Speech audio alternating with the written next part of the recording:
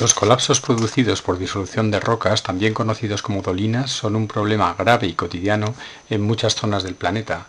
El entorno de Zaragoza es un área particularmente susceptible a este tipo de fenómenos. ¿Por qué se producen? ¿Cuáles son los factores que influyen en su desarrollo? ¿Podemos saber si en un punto se va a producir o no una dolina? ¿Se pueden evitar?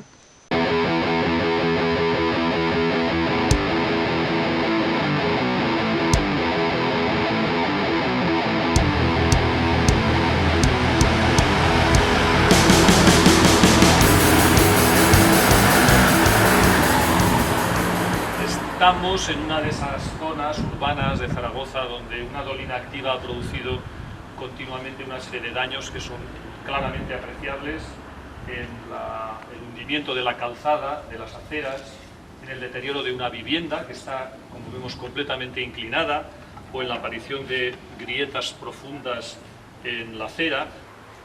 Las dolinas se asocian a sistemas kársticos. Los sistemas kársticos están constituidos por una roca soluble por la que penetra el agua y va disolviendo cada vez más las cavidades. Este agua finalmente desemboca en los ríos. En la parte superior de los sistemas kársticos suele haber campos de dolinas como el que vemos en esta imagen. Esta imagen es una foto aérea que tiene aproximadamente unos 2 kilómetros de longitud y cada una de estas manchitas oscuras es una dolina. El sistema de la cuenca del Ebro sería similar a este, un conjunto de dolinas agrupadas, pero en la actualidad no las vemos porque se encuentran cubiertas por los depósitos que ha dejado el río Ebro. Los sedimentos que se conservan en áreas geológicamente estables presentan habitualmente una disposición horizontal. En cambio, si nos fijamos en los materiales de esta pared, que corresponden al antiguo Ebro y tienen aproximadamente 1 millón de años de antigüedad, vemos que se encuentran absolutamente deformados, incluso con disposiciones en escalera que consideramos asociadas al proceso de disolución del sustrato. La existencia de dolinas o de colapsos antiguos como el que se observa en este corte ha sido muy interesante para nosotros los geólogos porque permiten conservar depósitos muy erosionables como el caso de estas arenas de color claro o incluso restos fósiles como el que hemos encontrado recientemente de elefante. No somos los únicos animales que hemos convivido con las dolinas, como muestra este resto de flefas que hemos encontrado recientemente. La magnitud de la defensa o del resto nos da una idea de las dimensiones del animal, que quizá cayó dentro de una dolina o murió en otra zona y sus restos fueron posteriormente acumulados y preservados en el hueco.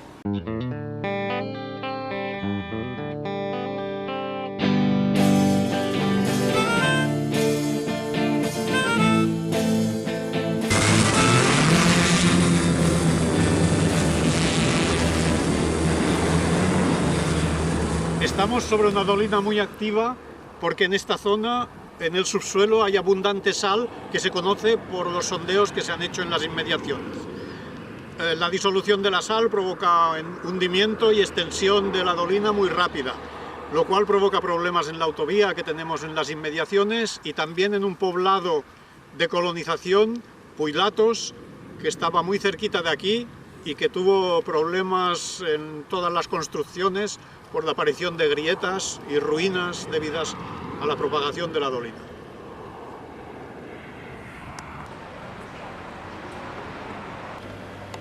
Estamos en una zona que se urbanizó y se pavimentó y se construyeron edificios sobre una dolina activa. En esta acera podemos ver el efecto que al cabo de los años ha producido. La acera está combada, la acera está hundida y en lugares como estos, donde teníamos una superficie inicialmente horizontal de referencia, se puede perfectamente comprobar cómo las tasas de hundimiento son siempre de unos centímetros por año, lo cual revela un proceso muy activo.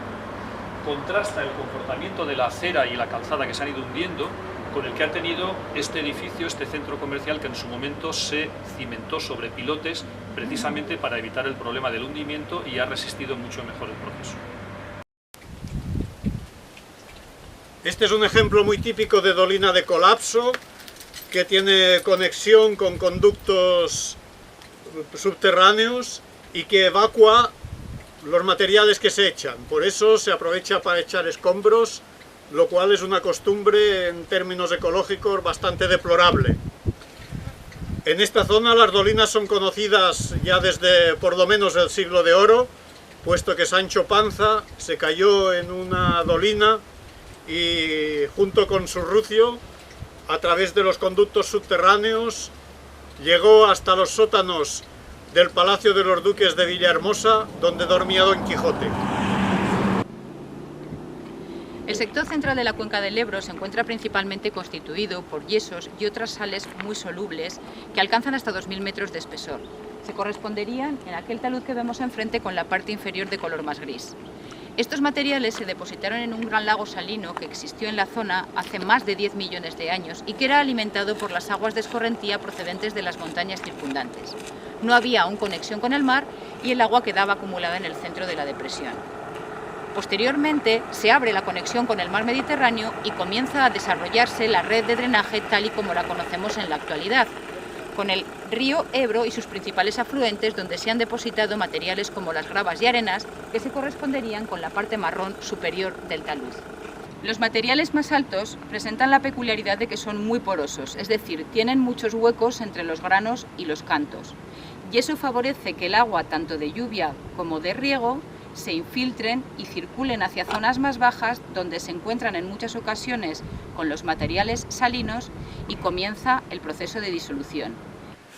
Es diferente el resultado dependiendo de que tengamos unas gravas y arenas resistentes como esta o unas gravas disgregables. Si las gravas y arenas están sueltas y se disgregan con facilidad, el agua las va arrastrando hacia esas cavidades que ha formado en el yeso, y todo funciona como un reloj de arena que hace que la superficie del terreno vaya hundiéndose poco a poco. Por el contrario, si las gravas y arenas son resistentes, la cavidad del subsuelo puede ir agrandándose durante mucho tiempo y el material por encima resistir hasta que la bóveda se hace tan delgada que cede y colapsa de forma brusca.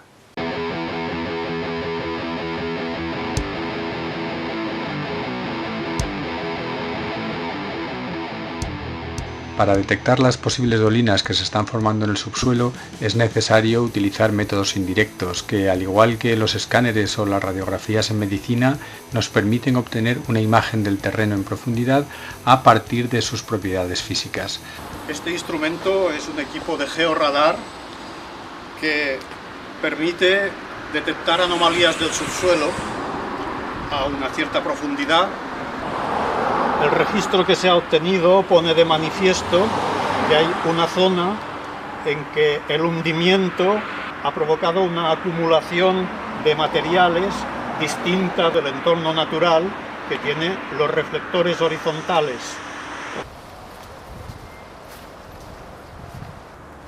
Entonces bien, ¿no? Sí, yo creo que saldrá una cosa curiosa. Este cañaveral en mitad de este solar es sospechoso de corresponder a una dolina que se ha tapado para disimular el problema. Normalmente las dolinas se utilizan como vertederos donde se meten escombros de todo tipo, chatarra, neveras, lavadoras viejas, lo cual da unas propiedades magnéticas a esta zona especialmente diferentes al terreno natural. Entonces el magnetómetro es un instrumento especialmente eficaz para poner de manifiesto estas anomalías.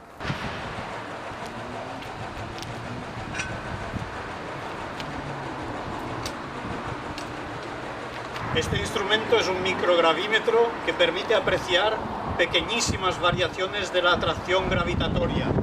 Entonces, en zonas donde hay cavidades o hay materiales cuya compacidad se ha visto alterada por colapsos y no tiene la misma densidad que el terreno circundante, eso representa una reducción de la atracción gravitatoria que el instrumento llega a percibir y permite modelizar la extensión de esta anomalía.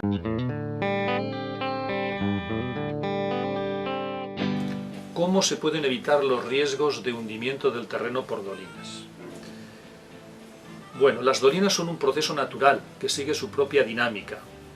En el riesgo incurrimos los seres humanos cuando interferimos con ese proceso natural y nos empeñamos en construir infraestructuras o edificaciones sobre ellas. Realmente lo que tendría que hacer la sociedad es tener primero un conocimiento científico preciso de cuáles son las zonas afectadas por ese fenómeno natural y a continuación establecer unas normativas rigurosas para que esas zonas sean excluidas completamente del ordenamiento urbano y sean dejadas a su dinámica propia. Este es un ejemplo de dolina que parece que conserva su estado natural. En realidad no es así. La vegetación se ha recuperado después de un acondicionamiento que tuvo en tiempos para usos recreativos. Tenía un pequeño embarcadero y unas barquitas de remos que permitían pequeños paseos por el entorno. La geología nos aporta interesantes lecciones sobre cómo convivir con el entorno. Por ejemplo, sabemos que la evolución de una dolina puede durar decenas de miles de años. ¿Qué es mejor? ¿Intentar frenar el proceso con grandes infraestructuras o intentar adaptarnos a ellas y convivir con nuestro medio ambiente?